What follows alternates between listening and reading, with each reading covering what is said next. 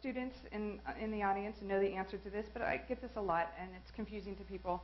And so I thought I'd show you just a couple slides of my family. So Dimitroff or Dimitrova, the two last names that I tend to use. Dimitroff is my legal last name. Dimitrova is my professional name.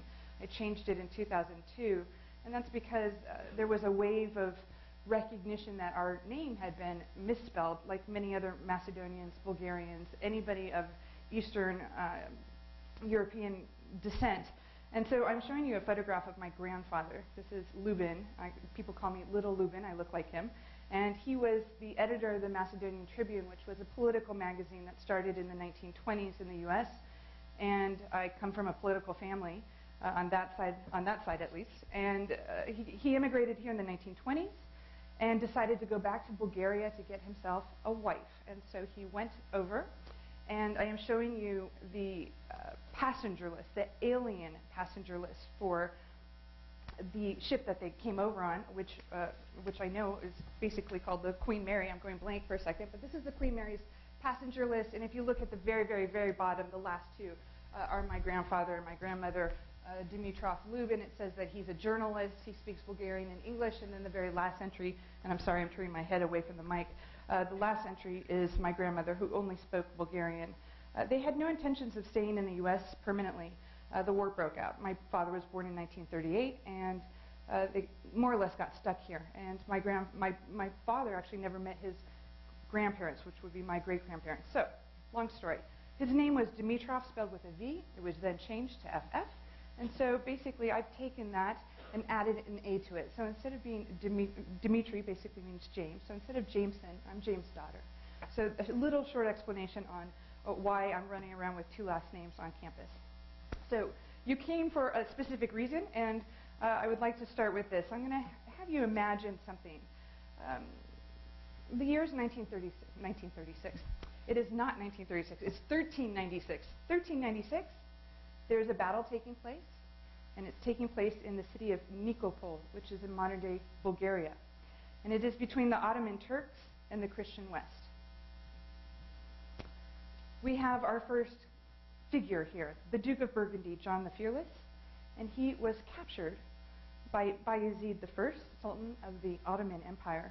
For the ransom, the Sultan demanded a large sum of money, as well as a set of tapestries. After 2 years of negotiating, the Duke of Burgundy was freed once his father agreed to pay the Sultan the hefty ransom, and it handed over a set of tapestries that showed the story of Alexander the Great. Unfortunately, the tapestries don't survive, but nevertheless, this is a story for us. It gives us an example of the monetary and cultural value of tapestries during the Middle Ages. I'd like to begin with a map and show you 15th century Europe. The main region I will be focusing on, the tapestries were woven in Flanders, modern-day Belgium. And I show you a second map that has the main weaving centers of the 14th and 15th centuries. The primary weaving centers in the 14th were Paris, Arras, and Tournai. In the 15th century, it switched a bit, and weavers moved to Brussels, Ghent, and Bruges, which were the heavy hitters, really, of the 15th century. Most of our tapestries come from those three cities. Archival records show that tapestries were woven in great numbers starting as early as 1300. These tapestries had simple subject matter. They were decorative or emblematic. And compared to later tapestries that we discuss or describe as historiated, they show a narrative or a story, we see like a slow development towards narrative scenes. But the early stuff is very simple. Production of tapestry greatly increased around the year 1350, so the middle of the 15th century, and this is primarily because the King of France, Charles V, was a major tapestry collector, and so were his brothers, the Dukes of Burgundy, Berry, and Anjou. Tapestries were incredibly expensive. They were the most expensive media of a work of art you could buy in the Middle Ages, more expensive than manuscripts, more expensive than altarpieces, really more expensive than anything. Incredibly expensive because of both labor and material. For instance, a master weaver would have woven basically 1 square meter a month, and that's the equivalent of 1 piece of paper. So a master weaver is managing to get this much weaving done every month. So it takes a long time to weave a tapestry that's 19 feet by 15 feet. I'm going to show you some large examples. In terms of cost, It's hard to say, but it's been estimated that weaving a tapestry was equivalent to building a battleship. So we're dealing on high end here. My focus today is to illustrate how tapestries were important social and cultural status symbols during the Middle Ages, an area of study that has really lagged behind other art historical inquiries until recently. Tapestries remained immensely popular throughout the Middle Ages and through the Renaissance and in Europe up until about the 1760s, when they went out of fashion. But then in the 19th century, there was a revival of the medium. To fulfill the growing demand of tapestry clients, an American entrepreneur, William Baumgarten, opened a tapestry weaving workshop on Fifth Avenue in New York City in 1893. This revival of tapestry remained strong until the stock market crashed in 1929, and at that point in time, dealers couldn't give tapestries away. Nobody wanted them. They were so large, people were vacating their huge mansions on Fifth Avenue and had no place to hang them. It is from that point on that we really see a deterioration of respect for tapestries as a medium. And I don't mean to pick on this English castle, but I'm going to pick on it. This image shows more or less what I think is the degraded cultural value of tapestry for really most of the 20th century. This is the English castle Hardick Hall, and tapestry, as you can see here, is really functioning as a form of wallpaper. So the paintings are really being hung in front of the tapestries, making this a little difficult for scholars like me who go to see the actual tapestry. It's very difficult to look at your work of art when it's covered with other works of art. So a question I often get, how did you get interested in tapestry? How did you end up in this field? And I'm going to start by showing you what was my senior honors thesis as an undergraduate. And I want to highlight this to my students who are here because I think this illustrates how far a senior honors thesis can go for somebody. I was an undergraduate at UC San Diego, and I graduated, and I had worked on this and a set of 3 tapestries, and they were woven about 1460 to 1470. They illustrate peasants hunting with ferrets for rabbits. It is the only such subject matter to survive, so they're rare in that I had no other comparative material except for manuscripts. I'm showing you the preparation of the hunt, and as you can see, the figures here are shown monumental in size, and they work in a cooperative manner. So what happened was I ended up taking this MA thesis to the University of Pittsburgh, and my advisor thought I was nuts. I came in and I said, I already have my thesis topic. And I was a first-year grad student, and she thought I was really crazy, but it ended up being my topic. She made me work to prove that it was a worthy topic, and it ended up passing the test.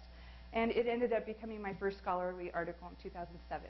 So it really was a 10-year project. I started grad school in 1997 and graduated with this article in 2007. So it was a 10-year project, and I'm very attached to these tapestries. I still love them today. The first tapestry I'm showing you is from San Francisco. I had won a grant to fly to San Francisco, I'm from California, to see the tapestries. The second tapestry, this is the second out of the 3, shows the hunt at a more advanced stage. The figures here have more caricatured faces. There are also humorous aspects of the tapestries, and I'm going to just point out one to you, which is here. This woman is pointing to the others. They're trying to get his attention, saying, hey, look, his pants have been pulled down by a thorn, and his derriere is being contrasted with the little derriere of a rabbit. So there's definite humor involved in this, and laying out the nets over the rabbit warren. So my driving question was, how would these have been seen by an aristocratic medieval viewer? I mean, who was buying tapestry? Peasants were not buying tapestry, so who's looking at them? The highest ranks of society. And so that my fascination was, what would have they thought of this? What did this mean to them? I'm showing you the last tapestry. This is at the Louvre. And my research really illustrated that it's not as easy to say they're either cast as totally negative or totally positive. It's a very nuanced reading. This is the final tapestry showing the meal after the hunt. This image can be read more negatively compared to the other 2 because it is a little bit more sexual and crude, bestial nature, one might want to say. So I draw your attention to this man who has a very phallic-shaped looking piece of meat in his lap. And you can see the dog is jumping in his lap as he's taking a moment to drink from his canteen. So the bestial nature, the kind of debased sexuality of peasants was highlighted in this. So this was my thesis. I'll just show you them all 3 of them together. And like I said, very attached. In the end, my conclusion was these are paradoxical constructs, constructed images that show the peasant as diligent and lazy, clever and stupid, beautiful and ugly.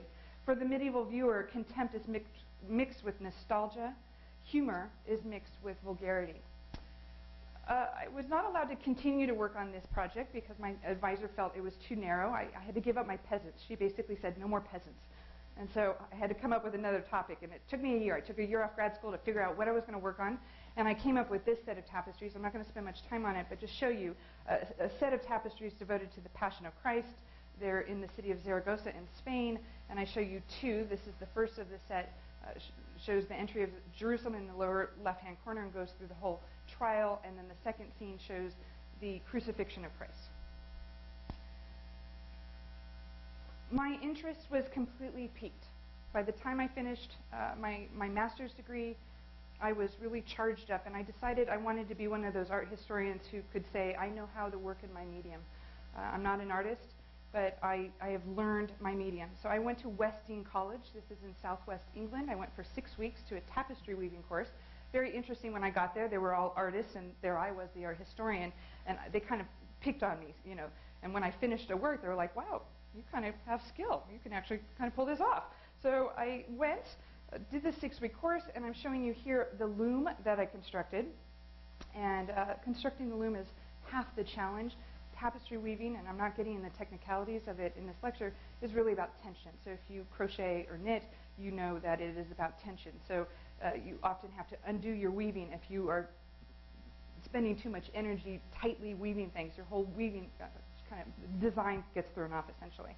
Here's a picture of me at the loom weaving away. This is one of the tapestries I ended up working on. You can see in the left there is the design that my tapestry was using, the cartoon as we call it in tapestry language. So there I am. So moving on. This to me represents the core of my talk. If I was to choose one image to say this really encapsulates my talk, it is this. This is the masquerade at the French court. It is an illuminated manuscript that we're looking at. And manuscripts for me have functioned as a form of archival evidence. We have inventories, we have chronicles, but for the illustrative purposes, tapestries really show us how they were used. Not tapestries, manuscripts show us how tapestries were used in specific contexts, usually in the court. This picture shows a masquerade of wild men. They are performing before the king and queen of France. You can see the queen at the left. And she has her various ladies in waiting around her, various courtiers. And it is an incredibly active scene. It is a scene that really comes to life for us.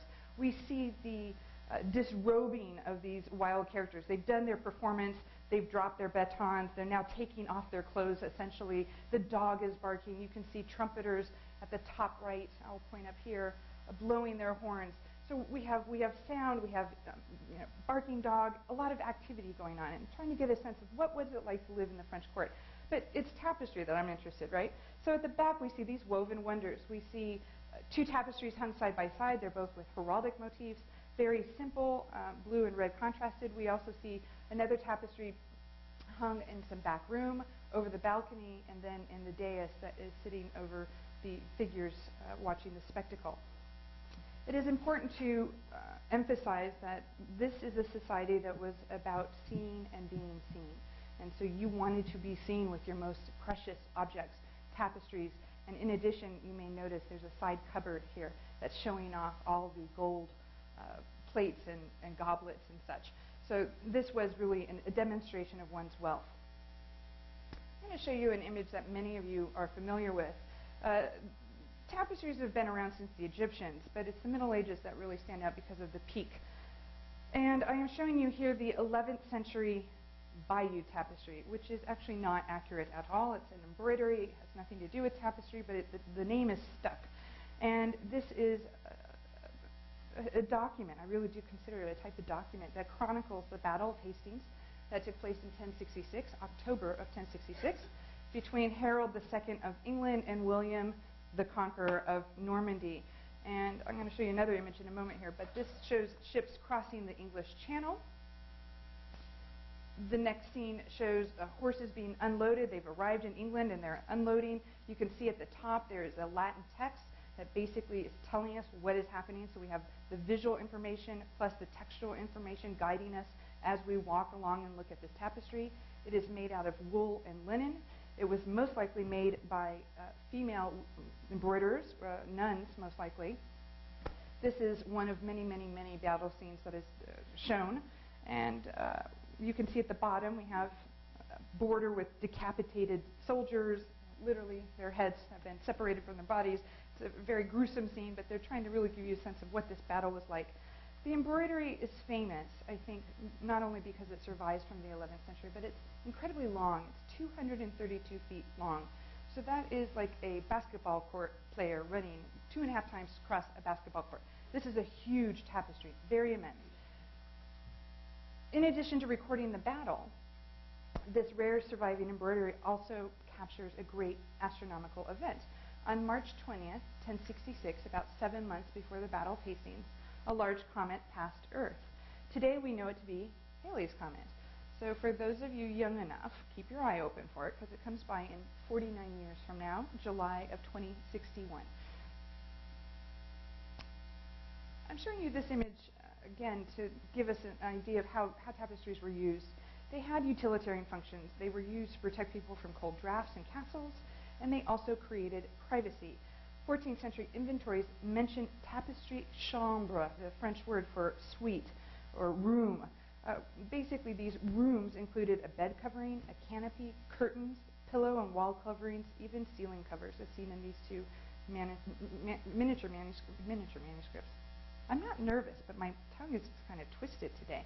Manuscript miniatures is what I'm trying to say. This is a 14th century residence in Florence, the Palazzo dei Davinzetti, and it shows wall paintings to look like tapestry. And this is an important side note because we're not looking at tapestry. We're looking at wall painting imitating tapestry. They have an incredibly trompe-l'oeil effect. You can see the little hooks from which the imitation tapestry hangs from. They have a sense of weight, as if they are really hanging there.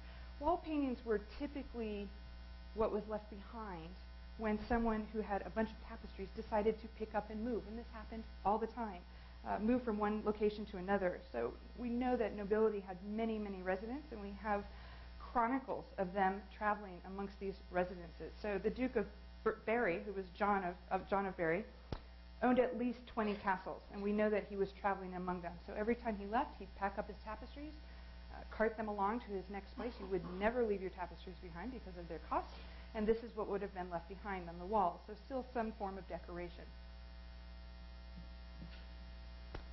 This image is of a bedchamber that shows the famous medieval author and what often people describe as a proto-feminist, Christine de Pizan, presenting her book to the Queen of France, Isabella of Bavaria. The Queen's ladies-in-waiting surround her. The manuscript image gives us a glimpse of life into the French court. My favorite part are the very obedient dogs. As you can see, there's a little lap dog over here by the Queen, another little dog here. So the little details that are shown. But for my purposes, we're looking at the tapestry hanging on the back wall.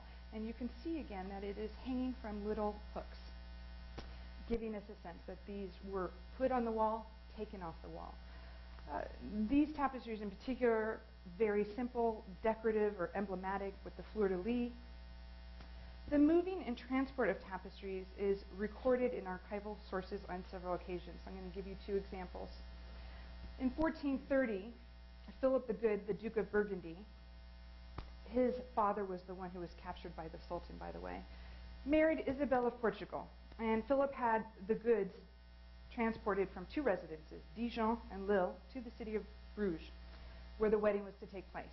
The records tell us that he had 15 wagon loads of tapestry. He had another 15 of armor and tournament gear. He had 50 wagon loads of furniture and jewels. One could say, most importantly, he had 100 wagons filled with casks of Burgundian wine.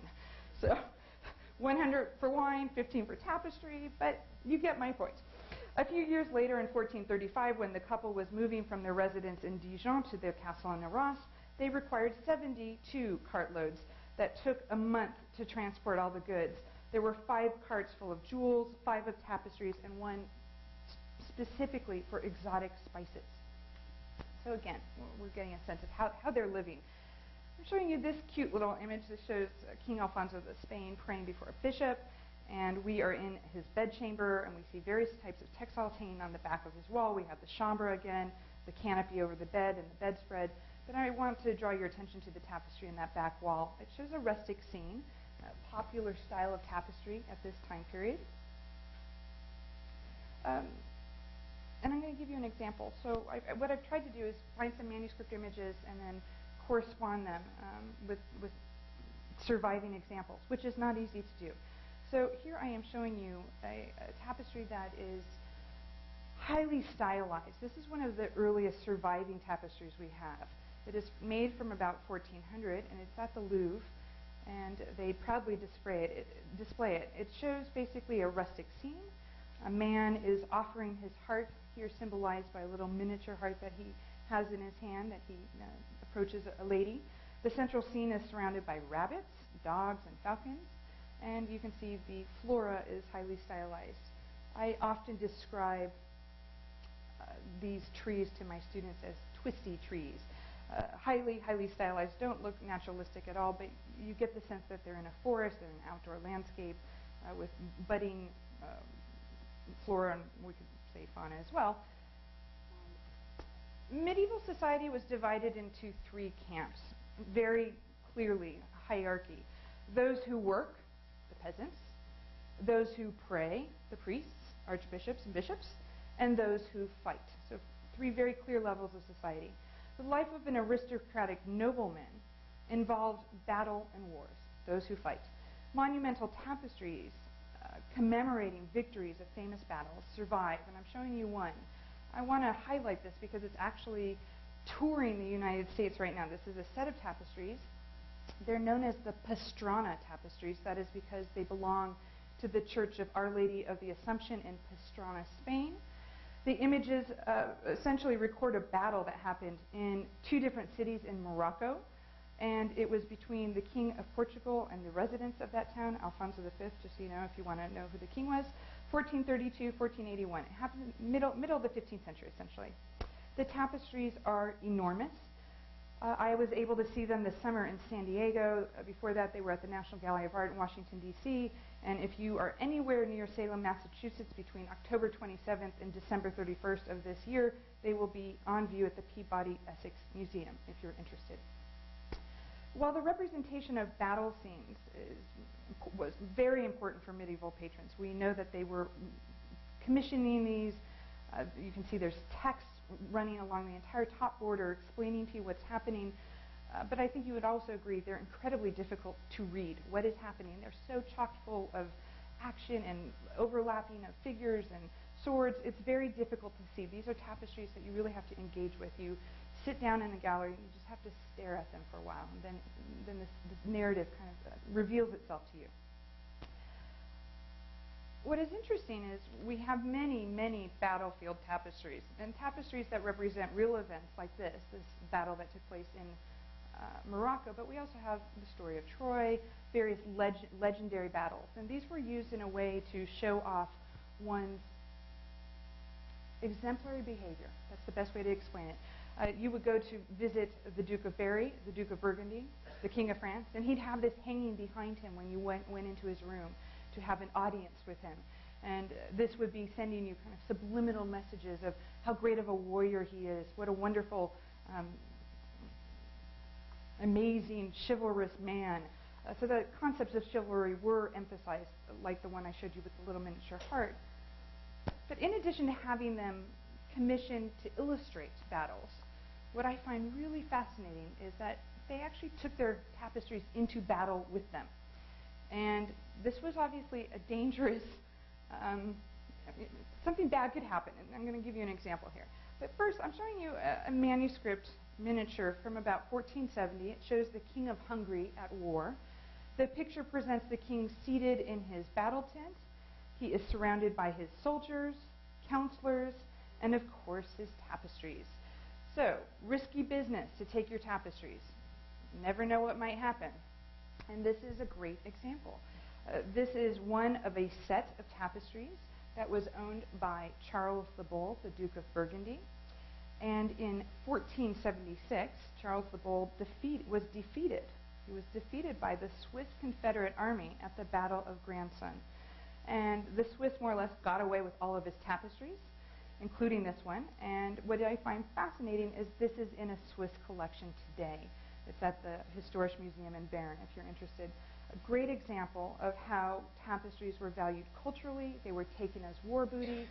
They were often used as a form of collateral. We have examples in the 15th and 16th century of Medici family members taking their tapestries to the bank and pawning them to get money, and sometimes they'd be able to go back and get their pawned tapestries. Sometimes the tapestries were sold. So fascinating, but war booty, all types of interesting stories. But what I find fascinating about this is one example of a battle that many of you probably have never heard of, the Battle of Grandson, 1476. But there was a decisive victory, and these tapestries are in Switzerland today because of that victory. That our ability to go see them is dependent on this event that happened so long ago. So I find this an interesting little tidbit. I now show you this image. It shows tapestries hanging in a courtroom during a trial of the Duke of Alençon. And the court is being overseen by the King of France, Charles VII. He is seen in the very far back corner against all the blue that you see. He's seated upon a throne. He's surrounded again by his tapestries. And notice that the tapestries are highly emblematic. They are shown with these clear stripes of red, green, and white. They're strewn with roses.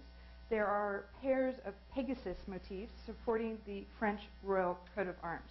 And I'll just point those out to you. They're a little difficult to see here, but you can see the Pegasus are holding them up for you, just to clarify if you didn't know you were in the King of France's chamber for a trial.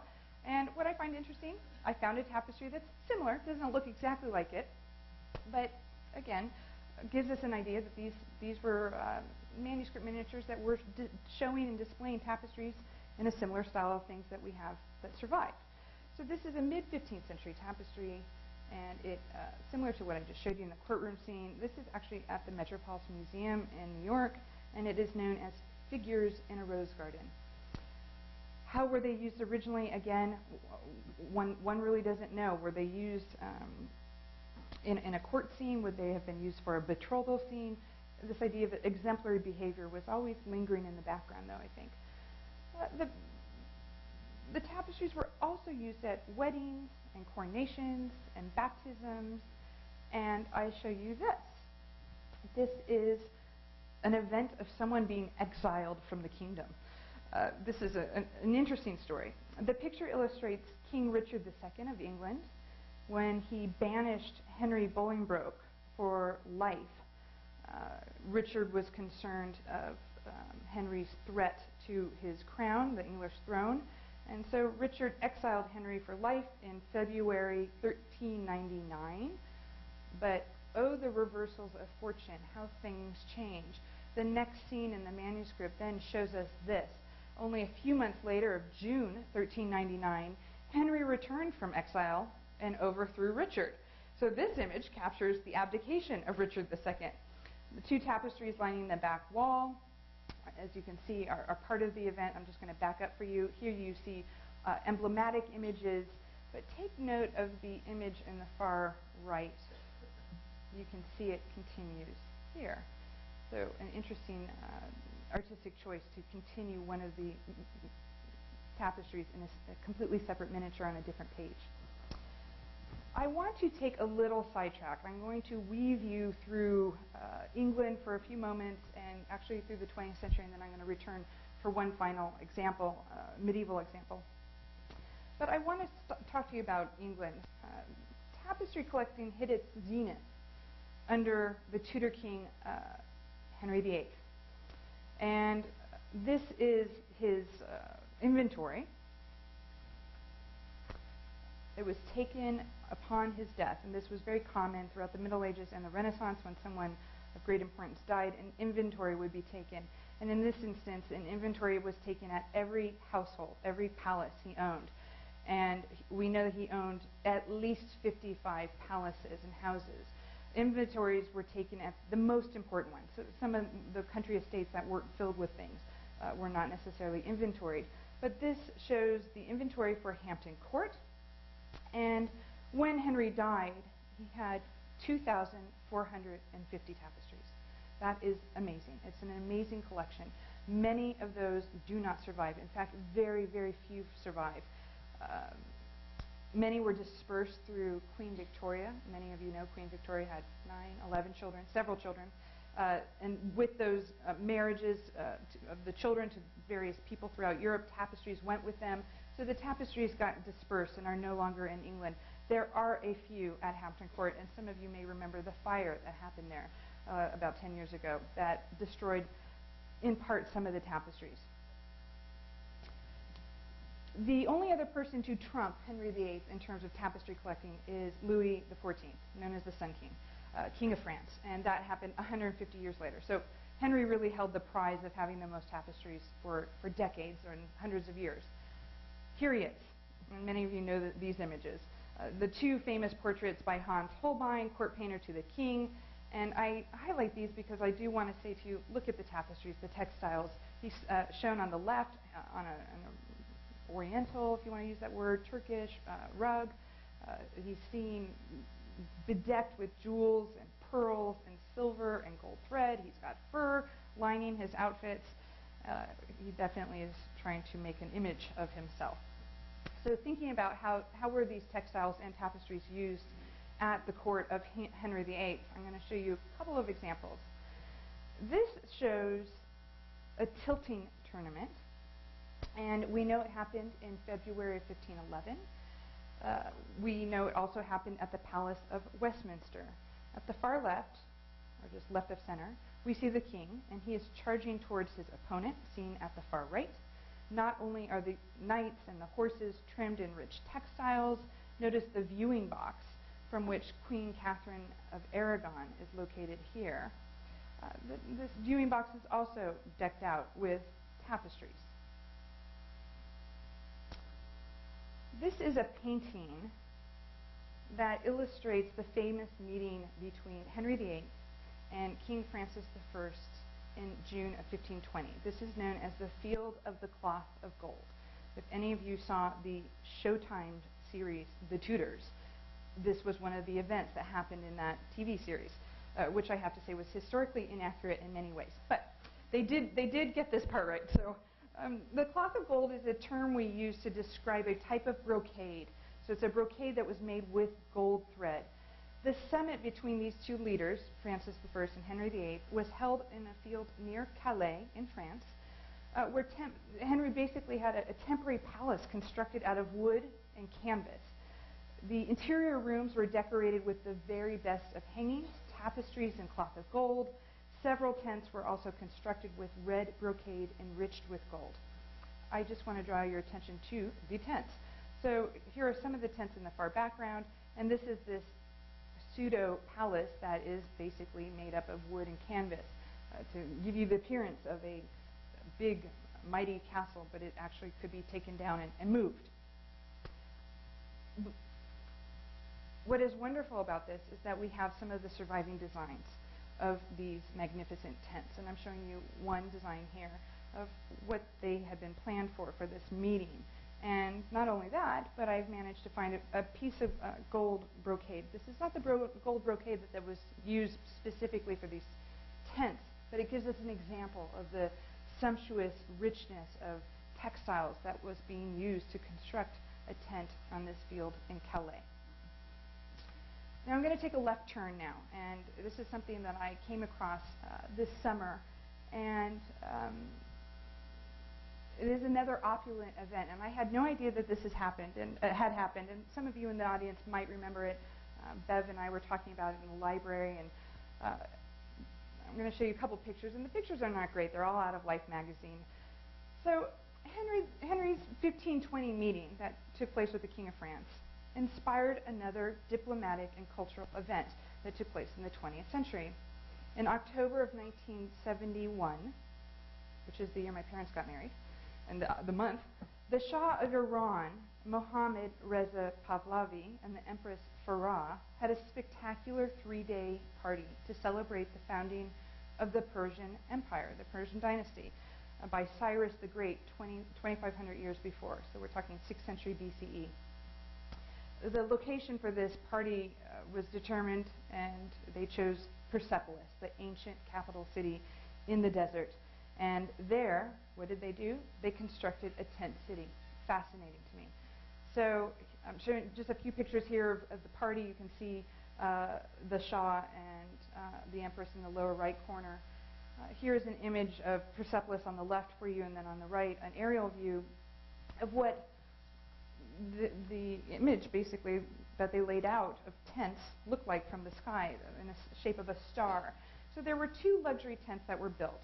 One was a banqueting hall, and one was a reception hall. And the banqueting hall was 2/3, almost the length of a football field. Sort of huge tent, and you can just see it. And again, we did our best to find good pictures, and this is as good as the picture as I could find. So the tent is here. This is the banqueting tent, and right in front of it is the reception hall tent. Then you can see in this star formation, there's a fountain in the middle, and lining the arms of the star are more tents. And I'm going to show you a detail of what these tents look like. There were 50 smaller tents. And the smaller tents were constructed out of traditional Persian canvas to house some of the 600 guests that came. 2 hotels were also built for the guests who could not be accommodated. And I understand that some people were upset. They arrived and they found out they weren't staying in a star tent and had to be taken to a hotel. They were not happy about this, so there were some complaints.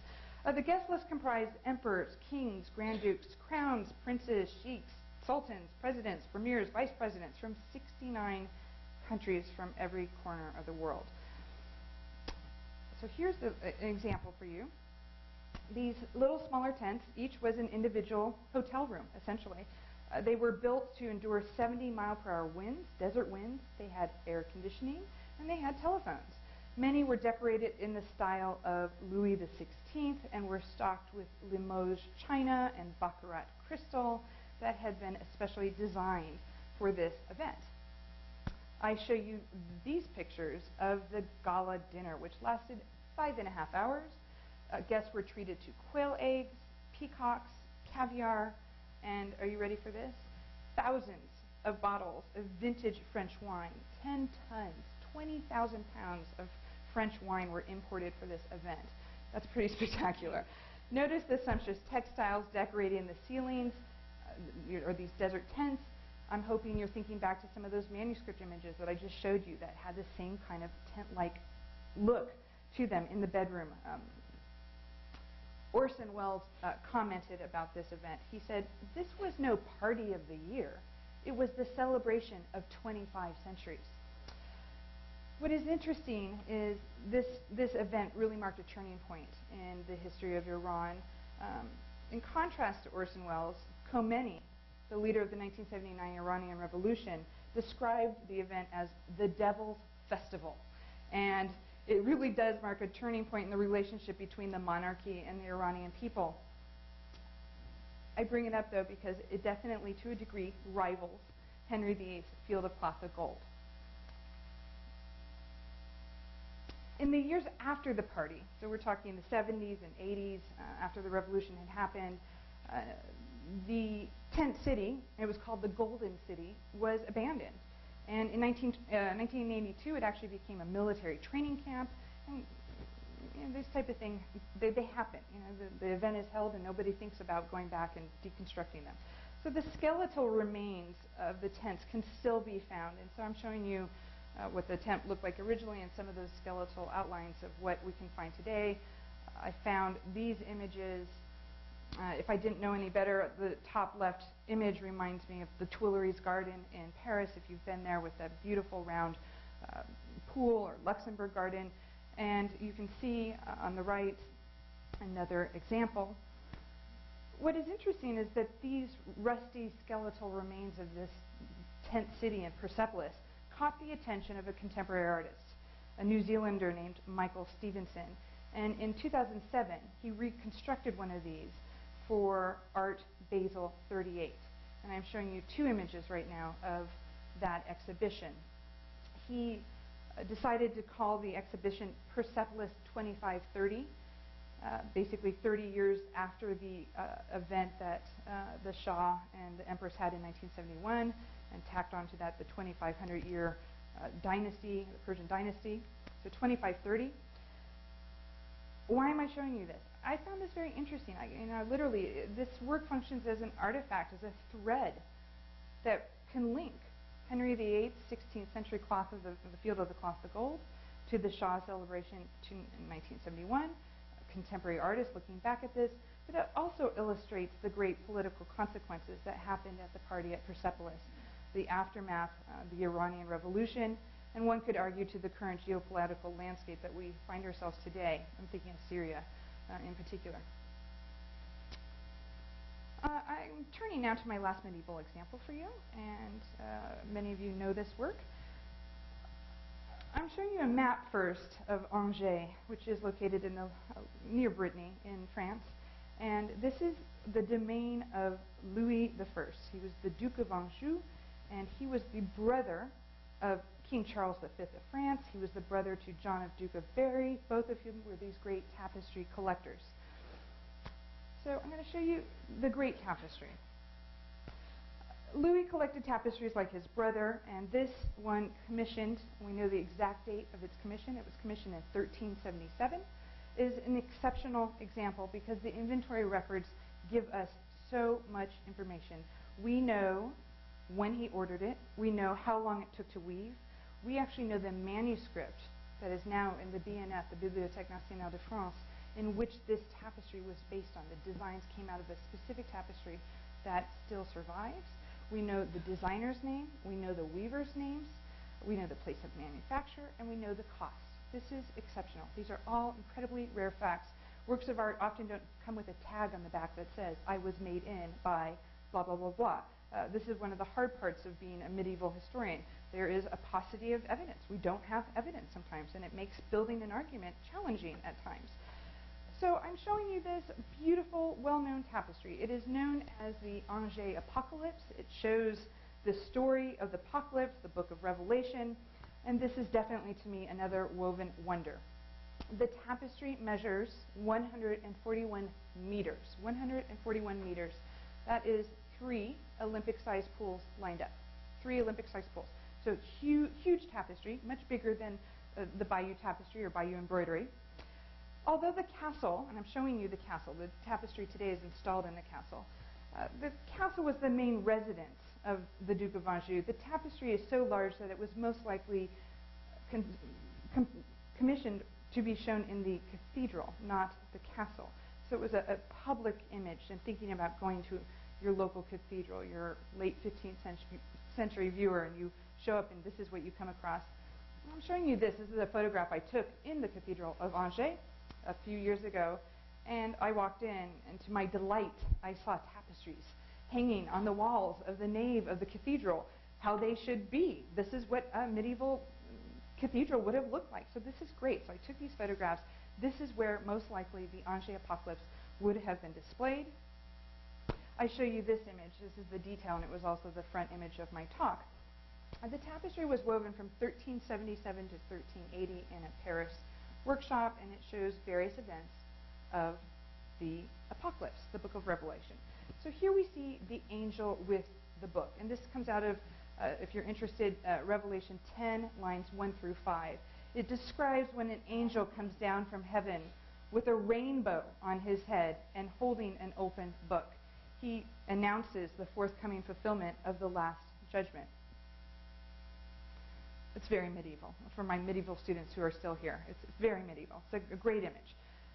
I'm going to show you, coming back to this, I want to return to this. Why is this tapestry so amazing? In addition to that it's huge and we have all these inventory records, it is amazing because it has a fabulous story behind it. So the tapestry itself is made up of 6 separate panels, and each panel has 12 images in it. There are 2 registers of imagery, basically. And the tapestry, as you see it today, you can see that it's been cut off. There are bits of sky that you can see. The tapestry was cut down, and I'll talk to you in just a moment about that. But what I find interesting about this is the entire tapestry is shown in reverse. So when you get there, most people have no idea, but as a historian, I get there, and the entire story is basically going the wrong direction. And why? The front side of the tapestry had deteriorated so much from light that you couldn't see anything. The back of the tapestry is what had the saturated colors. So the curators decided to show the tapestry's backside. What is also fascinating about this is most of the backside of tapestries have tons of pieces of string hanging everywhere. All those strings were woven in. They were woven back in. So it is a beautiful, clean front look. You would not have a clue if you didn't know the story. A couple other things. So the cathedral had this tapestry until right before the French Revolution. And it was about that time, before the French Revolution, that they said, we really don't want this thing anymore. It's huge, it weighs a lot, so we're going to try to sell it. Well, they tried to sell it. There were no buyers. So the revelation, that's kind of ironic slip there. The revolution, the French Revolution happened, and it was cut up into hundreds of pieces. And it was not until the 19th century that it was found, used to cover horses, horse blankets, and it was used in the orangerie, the orange grove. Basically, they wrapped it around the trunks of orange trees in the winter to keep them warm, to keep them alive. So this tapestry definitely had multiple functions in its lifetime. It was put back together by one of the local bishops, and he had a project, he raised money, and this is what we have today. So they've built this special building for it. It's all got light-sensitive bulbs in it, very beautiful to see. It's laid out. You can walk along. The history of the tapestry, though, to me, demonstrates clearly the rise and the fall of tapestry's importance and its value in Western culture over the centuries. So, one of my objectives for today's presentation has been to show you how this undervalued and understudied, still understudied medium is really quite amazing. It's a wonderful view into the Middle Ages, and I am hoping that I gave you a little bit of insight into these woven wonders, wonders of a woven world, I could say, and the important place they have in history. They really reflect the artistic expressions of humanity. Thank you.